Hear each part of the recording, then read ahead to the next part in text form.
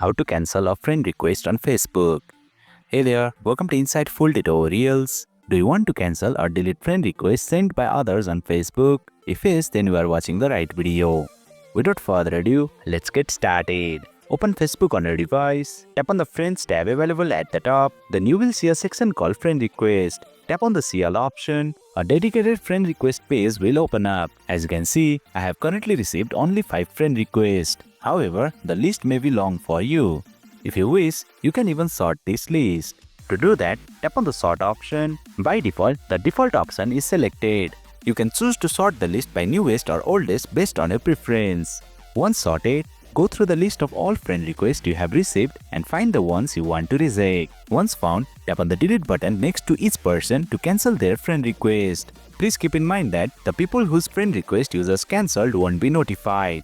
However, if they visit your profile, they may be able to send you another friend request if your settings allow it. And there you have it. You have successfully deleted friend requests on Facebook. That's it for today's video.